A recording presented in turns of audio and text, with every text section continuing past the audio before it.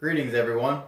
I'm very pleased you decided to join us as we continue our study through the book of Joshua. We're going to move on now and get into chapter 3, beginning in verse 1, all the way through the end of the chapter. But before we begin reading, as is our custom, I want to share a little story that happened to me in years past. Some of you may know that I grew up in a ranching area with my dad and brothers and sisters as well. Well, if you're from a ranching area in this part of the world of West Texas, then you'll know that sometimes we get torrential downpours of rain in the spring. And sometimes, rarely it would seem now, but it's happened in the past. We get 4, 5, 6, 7-inch rains, not uncommonly all at once in the space of just a few hours. Well, when these rains come down, they often wash through the gullies and the ravines and just take out the fence and things with them. And if you happen to have a creek or a dry riverbed on the property you're at, then it will often take out large swaths of fence and other things as well. It can cause quite a bit of destruction. Well, after such events, anyone who's familiar with this part of the world or ranching in general knows that you have to do what's called water gapping, which is where you must go down into the rush of waters. Hopefully they've abated some, and you have to re-put your fence back up so the cows don't get out or the neighbors' cows don't get in. Well, on several of these occasions, you have to carry your supplies out into the river or even across it. And if you've ever carried one of those rolls of barbed wire, they weigh somewhere between 80 and 90 pounds generally and are not very comfortable to hold. So you usually put them on a pole between two people. Well, on several such occasions, I've been stepping off into a rush of waters, and I can't describe how powerful those waters are as they come down from above, that rainwater rushing off, filled with mud and all kinds of other things, that it wants to sweep you away, is what it wants to do. It's like someone's just grabbing and pulling and pushing and throwing you all at the same time, trying to dislodge your feet from a riverbed. And indeed, it can be quite dangerous at times. And we have fallen in, of course. The deepest I've probably ever been is chest high in fast-moving water. And as anyone who's been in fast-moving water knows, that can be quite dangerous, especially if you're carrying a heavy weight that unbalances you. But the reason I wanted to mention that story is I'm reminded of those events from my younger days whenever I read this chapter, and I hope why becomes clear as we read. Because Israel's about to cross the Jordan River at flood stage, and they're asked, the priests are anyway, are commanded by God to carry the Ark of the Covenant into the raging river so that Israel can cross behind them.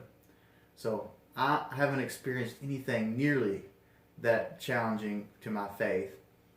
But if you've experienced rushing water, then perhaps you'll get a glimpse or an idea of what the kind of courage that takes to step off into the unknown and indeed the great danger that is a flood. So let's begin reading in verse 1 of Joshua chapter 3, and I hope you have your Bible with you. And we'll read a little bit and take this kind of one paragraph at a time. It says, "Then Joshua rose early in the morning, and he and all the sons of Israel set out from Shittim and came to the Jordan, and they lodged there before they crossed. At the end of 3 days, the officers went through the midst of the camp, and they commanded the people, saying, 'When you see the ark of the covenant of the Lord your God with the Levitical priests carrying it, then you shall set out from your place and go after it. However, there shall be between you and it a distance of about 2,000 cubits by measure. Do not come near it, that you may know the way by which you shall go, for you have not passed this way before.' Then Joshua said to the people, 'Consecrate yourselves, for tomorrow the Lord will do wonders among you.' And Joshua spoke to the priests, saying, 'Take up the ark of the covenant and cross over ahead of the people.' So they took up the ark of the covenant and went ahead of the people." So we see here some preliminary instruction and preparation for crossing the Jordan River. Now, if you've been with us since the beginning, you know that Joshua is a fresh leader. He's taken over from Moses to lead God's people into the promised land. He has big shoes to fill, as it were. And so now we're at the point where they have to cross. You see, God is, I'm trying to think of the right word to say this. God knows everything, and He's always prepared. It's my opinion sometimes from reading the Bible that He waits for the opportune moment to get things done. I know that to be the case, but it's not always what mankind would call the opportune moment. You see, the Jordan River is at flood stage. It's the time of year in that part of the world where the Jordan River floods from all the rains which come in the spring. And so the Jordan River is rushing down from the Sea of Galilee towards the Dead Sea, overflowing all its banks. It's the hardest time to cross the Jordan River. And that's the time when God wants Joshua to lead the people of Israel, these multitude of thousands upon thousands of people, men, women, and children, and livestock, and everything else, across a raging river at flood tide. You've got to think, God, what are you thinking? Well, God can handle it. That's not the problem. What's more important is that these people see God work. They see that God is with them so that they will be inspired to follow. That's what's most important here. And not just them. We'll see, especially as we get into chapter 4, that this event is for the future as well. So other generations can look back and say, wow, look what God did. Of course, we're still looking to see what God did in the first place. So we'll keep reading. Well, before we begin, I'd like to say another quick note. That last part of verse 4, he says, don't come near it, so that you may know the way by which you shall go, because you have not passed this way before. There's all kinds of lessons we could learn from that simple verse, because God is leading His people into the promised land, but they haven't been there before. They don't know what it even looks like, most of them, except for the 2 spies and maybe Joshua. They've never been there before. They've never encountered these kinds of obstacles before. They don't know what awaits them on the other side.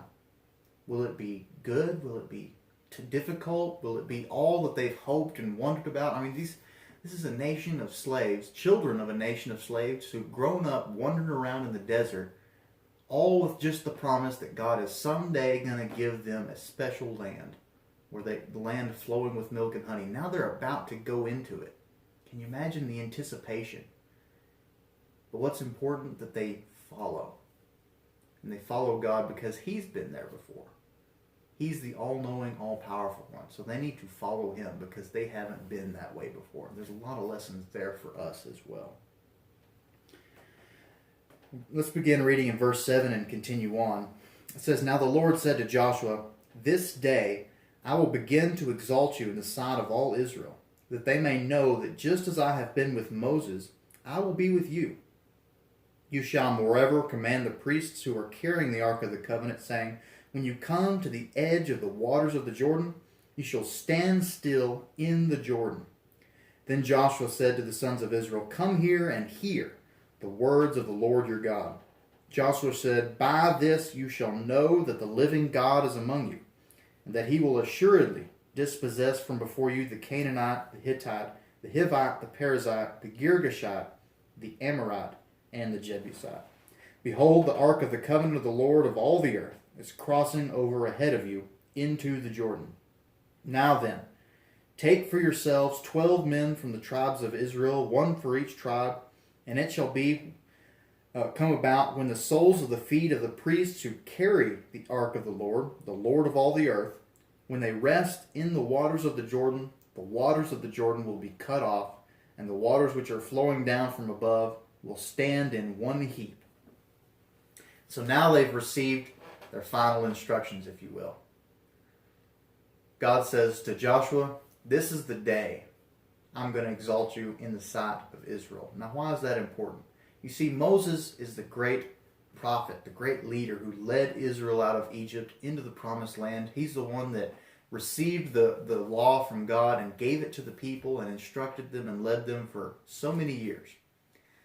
One of the defining moments of his leadership was the Red Sea crossing. There were many others, but that was a defining moment when God showed that he was behind Moses and that he was going to take care of his people if they would but put their faith in him. Because the armies of Egypt, the mightiest empire at the time, were swarming down, about to destroy them, as there was nowhere to turn and nowhere to run on the seashore there, surrounded by mountains and cliffs. Nothing but the sea on one side and nothing but sharp swords and arrows on the other. And that's when God parted the Red Sea so his people could cross to the other side. The Jordan River is going to be that event, if you will, for this generation. This Jordan River crossing is going to be their Red Sea crossing for their own time, because this generation didn't experience that. At least if any of them did, they would have been small children or young people. And so this is going to be the defining moment. This is the moment which is going to cement Joshua as the leader who gets instructions from God and relays it to the people. He's the man they can put their trust in and follow as he follows God. This is also the moment where the people will learn that God can do what he promises. He can and he will. Their job is just to follow. Just to follow. A quick note about the significance of the Ark of the Covenant. If you're not familiar with the book of Leviticus and Exodus as well, and the giving of the law and the sacred items and all the different things that go in with the worship that God sets up and instigates there, I'd like to give a quick note about the Ark of the Covenant. In the Jewish law system, the sacrificial system, the way by which God's people can make atonement for their sins and grow close to God and all that and worship him, was set up very particularly at this time. And so we have the entire temple system, which was in a tent at this time. It's called the tabernacle. And inside this tent area, we have a perimeter wall with the altar where they'll burn the burnt offerings and a washing place and various other things. But inside that, we have the main tent. And there's called a holy place is the front of that tent, the holy place. And there's various other items in there. But in the center back of the tent, in the very center of the whole camp, in the very center of the nation of Israel, wherever they camp, is the inner room of this temple, tabernacle. And it's called the Holy of Holies. And there's generally only one thing that resides in there, which is called the Ark of the Covenant. You may have gotten some misinformation about it if you've seen any Indiana Jones movies, but we'll leave that alone. The Ark of the Covenant is in there, and it's called... it is called the Ark of the Covenant, and Ark just means box, by the way. So it's the box of the covenant. But it has more significance than just a box. It signifies the very presence of God in the camp. It's also the place where the Ten Commandments on the tablets of stone are kept, signifying the very laws and the very covenant of God with Israel, the most holy thing. And also inside is a jar of manna, the miraculous food God sends from heaven to feed his people in the wilderness. There's a jar of that in there. And also Aaron's staff, Moses' brother, who was the high priest of Israel. God did a miracle with his staff that made it bloom into almonds and flowers and various things. You can read about that in another place. That also is in there. So there's all these really special things in this box signifying all kinds of different aspects of God's presence, God's law, and the people's relationship to that. The Hebrew in this text indicates the kind of thoughts the writers had about the Ark of the Covenant. It's not just the place where the covenant is kept to them. In many ways, the Ark, it is the covenant. Because it's not just about a place. It's not just about the things in there.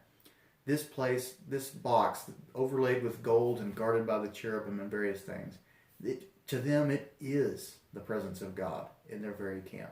And so I'm going to read, if you'll permit me, some quotations from a study material I used in preparing for this. Here's some literal renditions of Hebrew from verses 11, 14, and 17.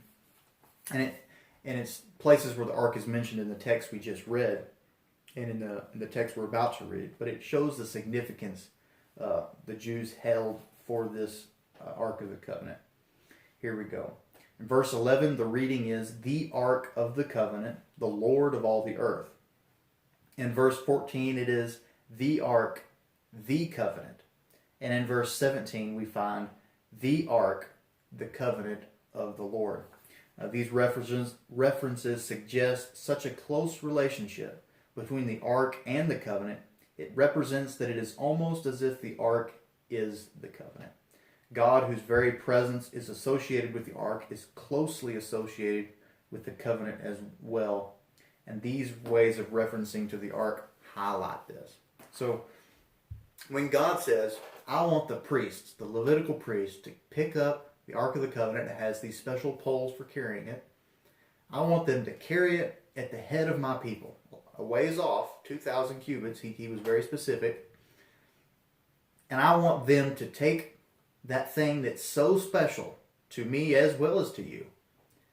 And I want them to step off into a raging torrential river that's at flood stage.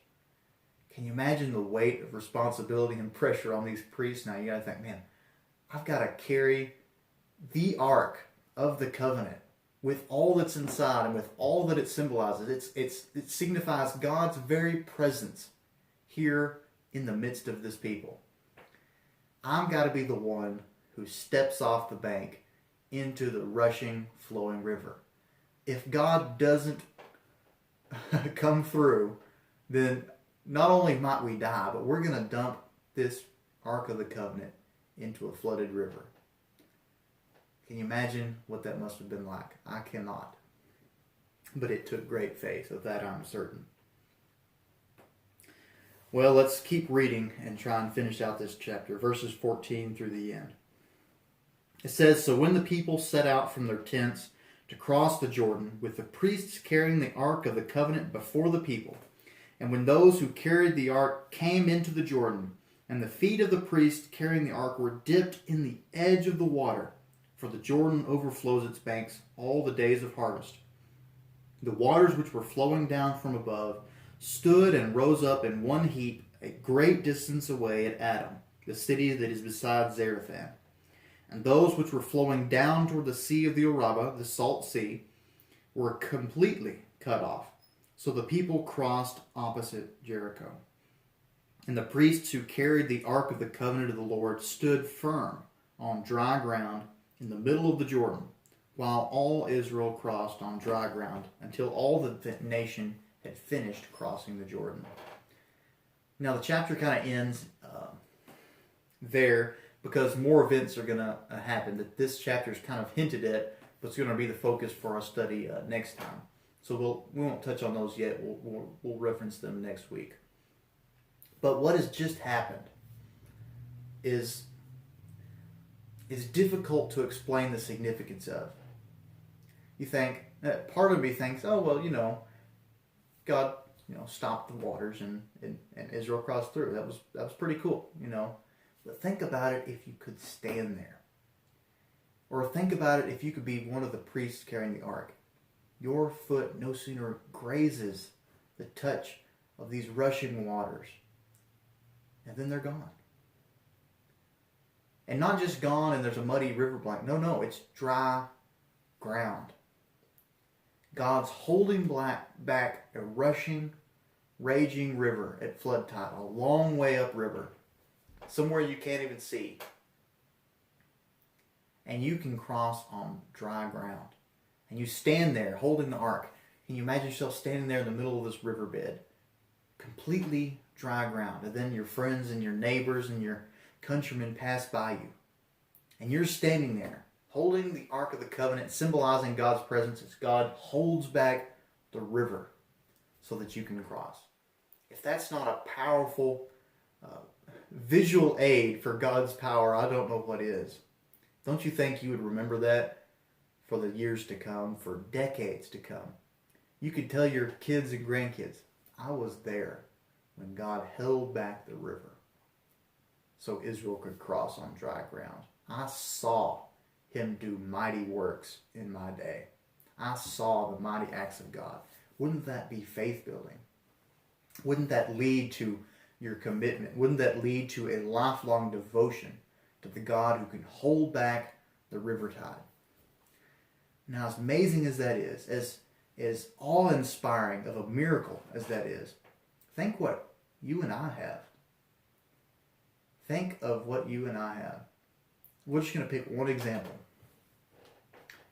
Jesus Christ was crucified and died for our sins.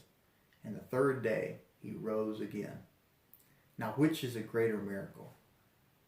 For a river to stop flowing for one day, or for a man who was beaten, tortured, crucified, stabbed with a spear, and put in an empty tomb and closed up for 3 days, and then rose to life again? Which is the greater miracle? Life from the dead is assuredly the greater miracle. Were we there to witness it? We didn't have to be, because 4 different men wrote down for us exactly what happened, because they were there to see it. 4 different men. And their words have not just endured the test of time. They're some of the most broadcasted words that have ever been put to paper. We can know with certainty that Jesus rose from the dead. And as, I don't know about for you, but for me, that inspires me. That motivates me. That's something I want to tell my children. That I serve a risen, living God. Even death and its chains could not hold him back. God did a miracle that I believe in, that he proved to the whole world. Something that can inspire faith in me and for all the world, for all generations. There are many such miracles but that is the supreme example, in my opinion. Well, I hope you're enjoying our study of Joshua together. I'm looking forward to studying it with you again. I wish we could sit here in the same room together, but I know some of you are at greater distances and such, so I'm very pleased, blessed, and honored that you would share this study with me. So until we meet again, pray blessings on each and every one of you.